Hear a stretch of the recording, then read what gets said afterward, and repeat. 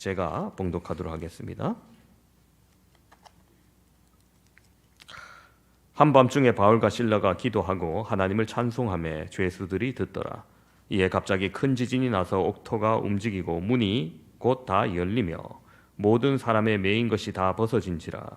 간수가 자다가 깨어 옥문들이 열린 것을 보고 죄수들이 도망한 줄 생각하고 칼을 빼어 자결하려 하거늘 바울이 크게 소리질러 이르되 내 몸을 상하지 말라.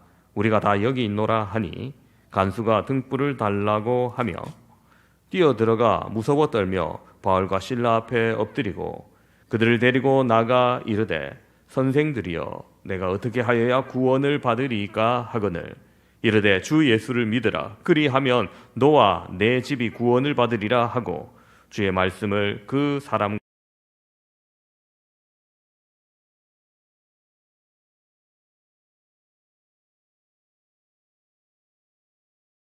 그 온 가족이 다 세례를 받은 후 그들을 데리고 자기 집에 올라가서 음식을 차려주고 그와 온 집안이 하나님을 믿음으로 크게 기뻐하니라. 아멘. 우리가 사는 세상을 바라보면 어떤 관점에선 돈 벌기 좋고 살기 좋은 세상입니다.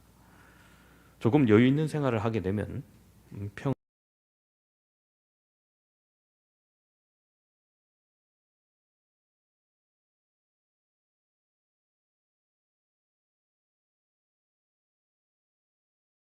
중년 이후에는 갖가지 질병으로 고생하는 질병의 때요. 또 보이지 않는 생존 경쟁과 싸움을 벌어지고 있는 전쟁의 때에 살고 있는 것입니다. 이런 때에 예수 그리스도의 보혈로 말미암아 그리스도인 된 우리가 어떻게 살아가야 하겠습니까? 어떻게 신앙의 삶으로 세상을 거스려 승리하는 삶을 살아가야 할까요? 오늘 본문은 우리 모두가 잘 아는 말씀입니다. 바울과 실라는 마게도냐 성의 첫 관문인 빌립보에서 전도 활동을 하다가 귀신 들려 점치는 여인을 만나 기도해 주었더니 귀신이 나가고 새 사람이 되었습니다. 하지만 문제가 생깁니다. 점치는 일로 그 여종의 주인들이 귀신이 나가자 점을 못 치게 되어서 이제는 이익이 끊어진 것을 알아 바울과 실라를 관청에다 고소를 합니다. 어디서 굴러먹다 온 사람들인지 모르겠으나 이상한 유대인 둘이 우리 성에 와서 우리 성을 소란케 하며 지금껏 보지도 못하고 듣지도 못했던 이상한 풍성을 전하니까 그러다가 법대로 처리해 주시길 고발합니다 하면서 이렇게 관청에 고발합니다. 바울과 실라가 관청에 끌려가는데 데려다가 옷을 찢기고 마구 때립니다. 상처가 생기고 쓰라리고 아플 정도로 못 견디게 맞았습니다. 그리고는 차디찬 감방에 가두고 말았으니 주의 종들이 얼마나 억울하고 얼마나 기가 막히겠습니까? 여러분, 이들이 무슨 잘못을 했을까요?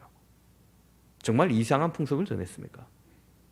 귀신에 의해서 자기 삶을 살지 못하던 불쌍한 여인의 영혼을 자유하게 해준 것뿐 아닙니까? 여러분, 우리나라 사극 같으면은 꼿꼿한 선비들이 감옥에서 이렇게 외쳤을 겁니다. 내가 무슨 죄가 있다고 이러느냐, 야 이놈들아, 하늘이 두렵지 않느냐. 하지만 바울과 실라는 그 상황에서 억울함을 표현하지 않습니다. 여러분, 한밤중 감옥 안을 한번 상상해 보시기 바랍니다.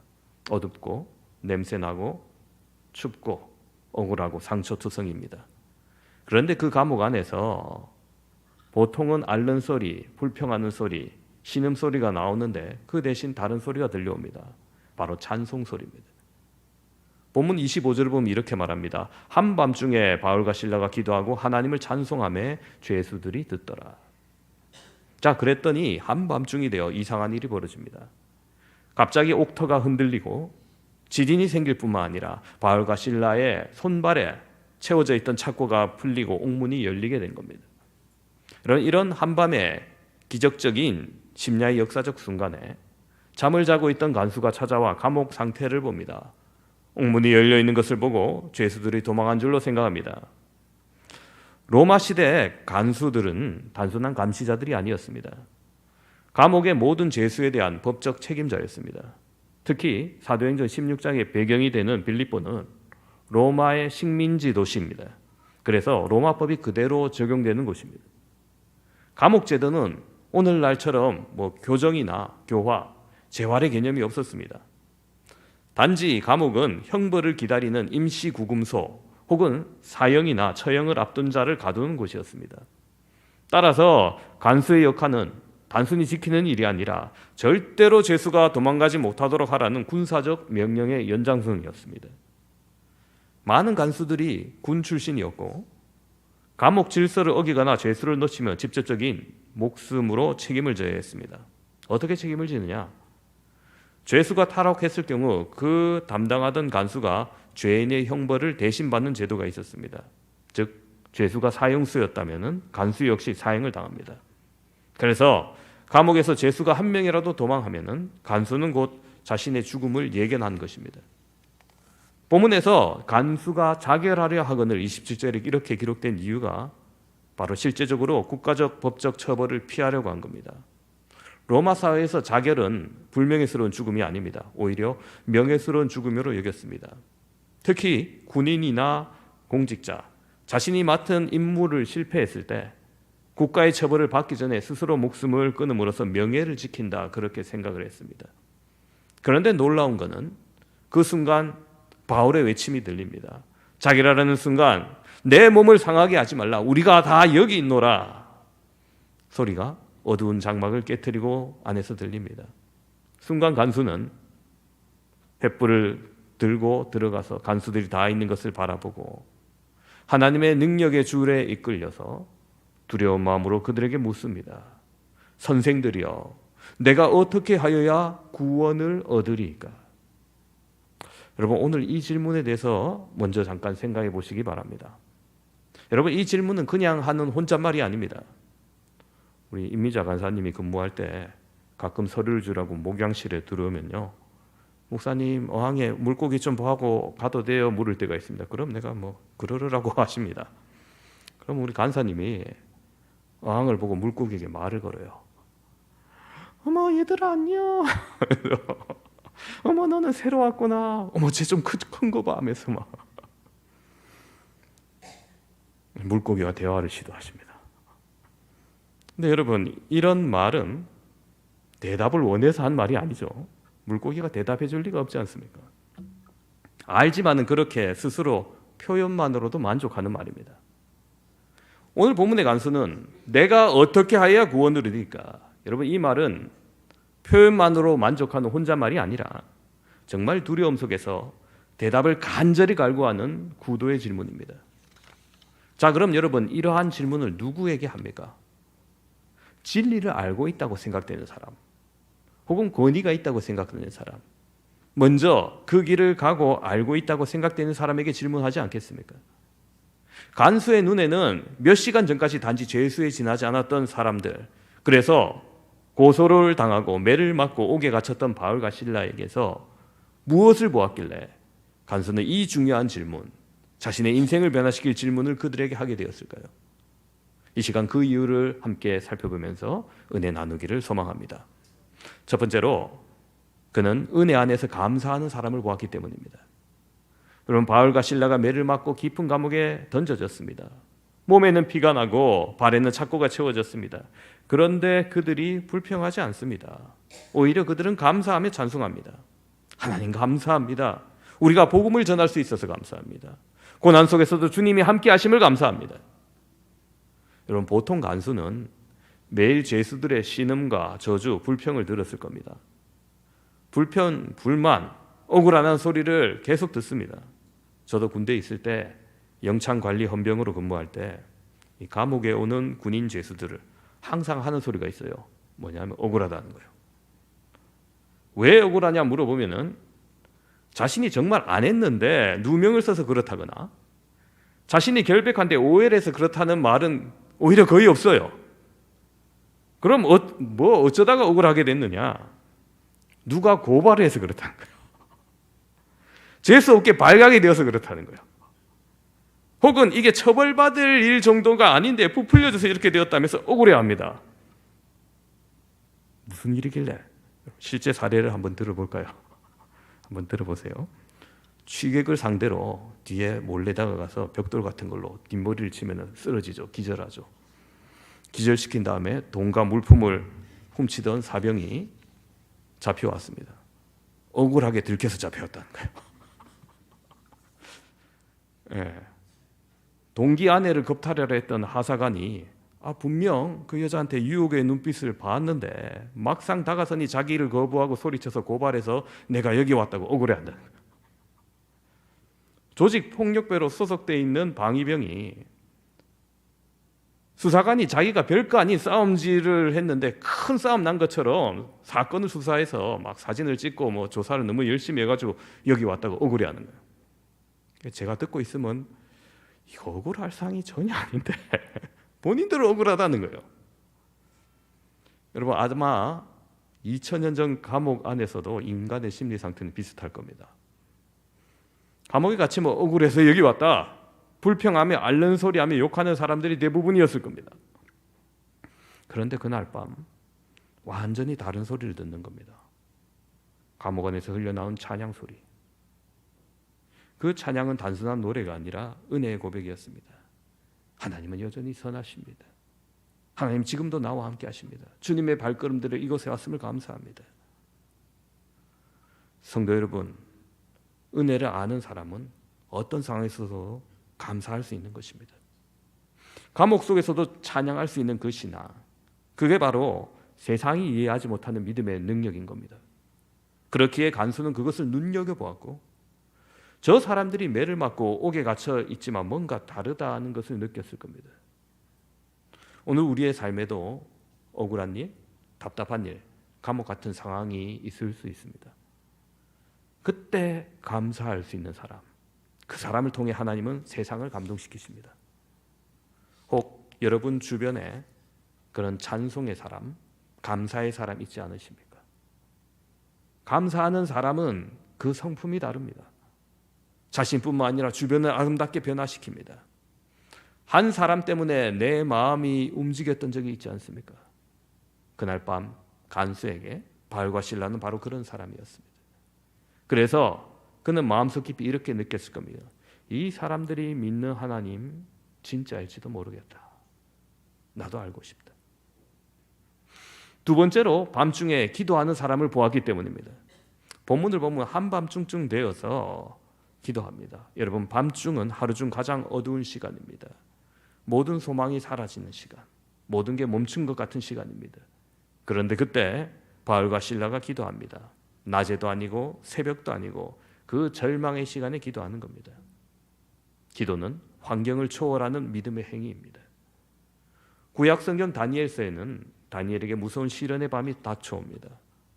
이제부터 한 달간 어떤 신에게도 기도하면 죽인다. 느부갓네살 왕에게만 경배하는 것 외에는 그 어떤 신에게도 기도하면 사자굴에 던져진다. 준엄한 법령이 공포됩니다. 사실 이 법은 다니엘의 정적들이 다니엘을 늘 기도하는지 알고 그를 제거하기 위한 모함의 법령을 만들어 느부갓네살 왕에게 가져간 것입니다. 느부갓네살 왕은 자신을 경배한다고 하니 그냥 좋아서 도서에 조장을 찍었지만 나중에 자신이 아끼는 신하 다니엘을 죽이려는 책략임을 알았을 때는 이미 늦었던 겁니다. 다니엘에게는 이러지도 못하고 저러지도 못하는 어려운 지경에 빠지게 됩니다. 그러나 다니엘은 그 깜깜한 영적 방 같은 시간을 생각하다가 결심합니다. 내 생애 가운데 기도를 빼버리면 나는 시체다. 나는 아무것도 아니다. 용기를 가지고 서쪽 예루살렘을 향하는 문을 열어놓고 하루에 3번 소리내어 기도하기 시작합니다. 숨어서 기도할 수 있고 소리내지 않아서 기도할 수 있는데 그는 여전히 똑같은 모습으로 기도했습니다. 참으로 죽으면 죽으리라는 기도였습니다. 아무리 국법이 무섭고 사자굴이 무섭지만은 하나님을 두려워하고 경외하는 마음으로 기도합니다. 그랬더니 다니엘이 드디어 국법을 위반했다는 죄목으로 재판을 받고 간신배들의 계략으로 사자굴에 던져집니다. 그러나 바로 그때 하나님의 전능하신 능력이 임합니다. 천사들을 보내어 사자들의 입을 못 열게 하십니다. 들어가면 보통 뼈도 못 추릴 그곳에 그 사자굴의 형벌에 하루 종일 24시간이 앉아 있었는데 손가락 하나 다친 곳이 없이 다음 날 문을 열었을 때도 그대로 있는 것을 보자 왕이 꺼내라 명령하고 구출받은 것을 여러분들 믿으시길 바랍니다. 여러분 그렇습니다. 아무리 환난의 시험의 밤이 오고 인생의 밤이 올지라도 여러분 기도하는 다니엘은 해야 할 수 없었던 것입니다. 바울과 실라도 마찬가지로 여러분 한밤중에 기도하고 있었습니다. 하나님, 나는 갇혀 있지만 하나님은 자유롭게 이해하실 줄로 믿습니다. 나는 묶여 있지만 복음은 결코 묶일 수 없습니다. 간수들은 그들의 기도를 들으며 처음 이해할 수 없었을 겁니다. 저 사람들이 왜 저렇게 기도하지? 왜 기도하지? 저들이 믿는 하나님이 있다면 그들이 왜 지금 감옥에 있는 것인가? 하지만 곧 그들도 알게 됩니다. 기도는 단지 상황을 바꾸는 것이 아니라 사람의 마음을 바꾸는 힘이라는 거예요. 사랑하는 성도 여러분, 우리도 인생의 밤중을 맞이할 때가 있습니다. 가정의 문제, 건강의 문제, 경제적인 문제. 여러분 그때 포기하지 않고 기도하는 사람, 그 사람이 바로 하나님의 역사를 경험하는 사람입니다. 기도는 하나님을 움직이는 것이 아니라 나를 하나님의 뜻에 맞게 변화시켜가는 시간입니다. 바울과 실라는 그렇게 밤중에도 하나님께 매달립니다. 그리고 그 기도를 통해서 간수에 닫혀있던 마음의 문이 열리는 겁니다. 그는 깨달았을 겁니다. 아, 진짜 자유는 감옥 밖이 아니라 하나님 안에 있는 것이구나. 여러분 묻고 싶은 것이 있을 때 아무거나 붙잡고 묻지 않으시지 않습니까? 물론 모든 문제는 하나님 앞에 먼저 묻고 기도해야 되지만은 사람에게 조언을 구하고자 할 때는 누구를 찾아갑니까? 여러분 묻고 싶은 분야의 전문가에게 물어보지 않습니까? 법률적인 문제가 발생했을 때는 변호사나 법무사 같은 사람에게 물어봐야 되고, 건강의 문제가 발생했을 때는 의사나 약사 같은 사람에게 물어봐야 됩니다. 마찬가지로 여러분 영적인 문제, 영적인 사람에게 묻게 되어 있습니다. 내가 어떻게 하여 구원을 얻을까? 간수의 눈에 이 간절한 영적 질문에 대답할 사람은 바로 기도하던 영적인 사람 바울과 실라였던 겁니다.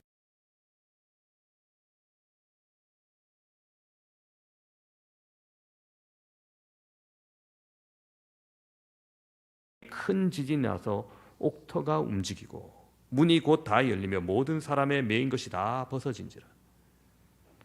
여러분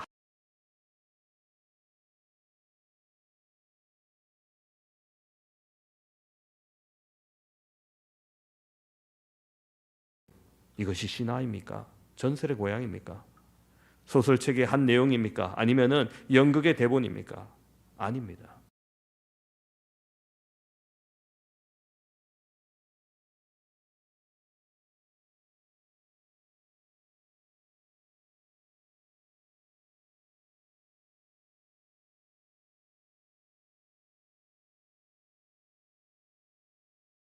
사람 되는 것을 보여주는 말씀인 겁니다. 독일의 어떤 병원에서 이런 일이 있었습니다. 하얀 시트로 온몸을 덮고 얼굴 부분만 드러낸 환자가 주치의 앞에 누워 있습니다. 조수와 간호원과 의과 대학생들이 쭉 둘러서 있습니다. 이윽고 주치의사가 마취제 주사기를 한 손에 든 채 이렇게 말합니다. 당신의 혀에 암이 생겨서 할 수 없이 혀를 절단해야 살겠는데 이 마취제 약기가 끝나고 제정신이 들었을 때는 당신의 혀가 잘려있을 터이므로 최후의 말 한마디 하고 싶은 것이 있다면 지금 말하시기 바랍니다. 그렇게 묻습니다. 제 같으면 그냥 할 것 같은데 차라리 이 질문 자체가 너무 고통스럽잖아요. 이 말을 들은 환자가 처음에는 흥분된 표정이었지만 차차 침착해집니다. 그러니까 들여다보고 있는 많은 관계자들이 과연 마지막에 무슨 말을 할까? 온전한 발음으로 말할 수 있는 마지막 말은 어떤 말을 할까? 주시하고 있습니다. 그리고 내가 과연 저 사람이라면 무슨 말을 할까? 사랑하는 사람의 이름을 부를까? 자식의 이름을 부를까? 사랑한다는 말을 할까? 이윽고 침묵이 흐르고 긴장된 순간이었습니다. 그때 그가 한마디 말을 하는데 뭐라고 말하느냐? 주 예수여 감사합니다. 마지막 기도를 외치고 혀수술을 받았다고 합니다. 여러분 진실로 우리의 속사람도 이 환자 같으면 얼마나 좋겠습니까? 죽으면서도 주님을 찬송하고 마지막 말을 하라고 하면은 주님 감사합니다라고 하면서 입을 열면 여러분, 그 삶이 얼마나 아름다울까요? 우리에게 여러분 만 개의 입이 있다 해도 하나님을 찬송하기 바랍니다. 만 입이 내게 있으면 그 입 다 가지고 내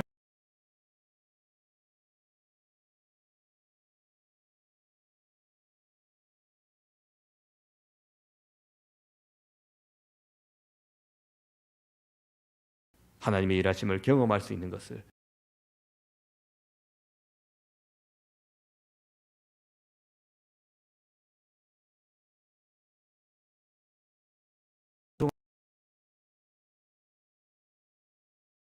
같이, 아니 사도행전에 있는 사도들과 제자들과 같이 마르지 않는 감격의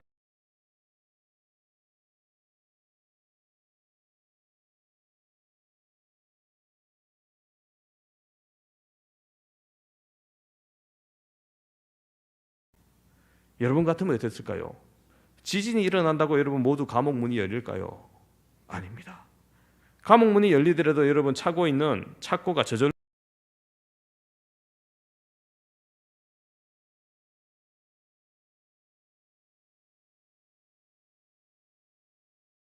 야, 주님이 열어주셨구나 하면서 뛰어나갔을지 몰라요. 저도 그랬을 것 같아요. 하지만 바울과 실라는 그 자리에 머물러 있습니다. 그 자리를 지킵니다. 왜요?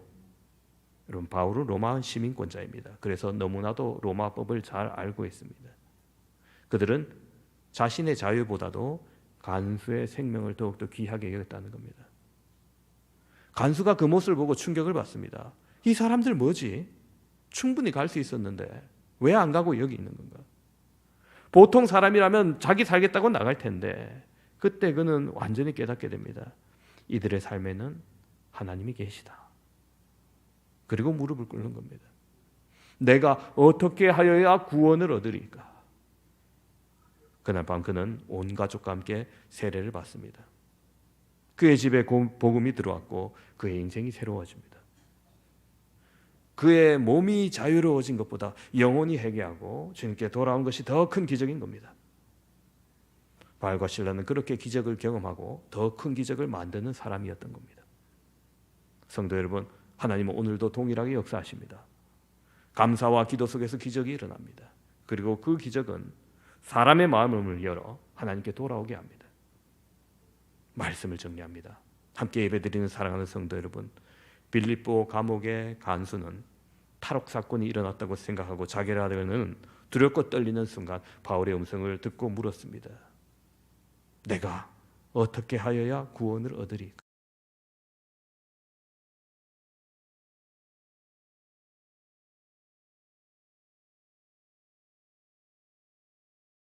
사람을 보았기 때문입니다. 두 번째로 밤중에도 기도하는 사람을 보았기 때문에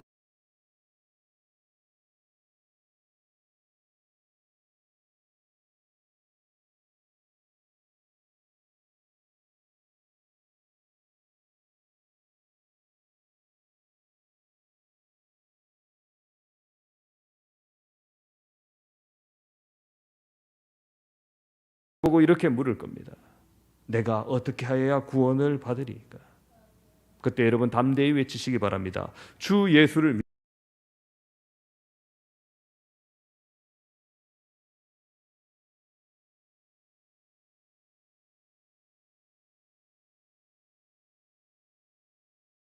믿으시기를 주님의 이름으로 축원합니다. 기도하겠습니다.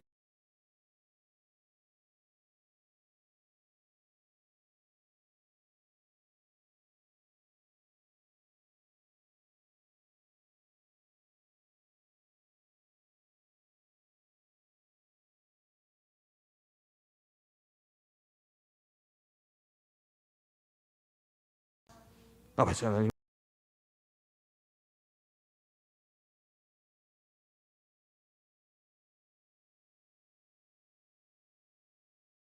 입니다. 아멘.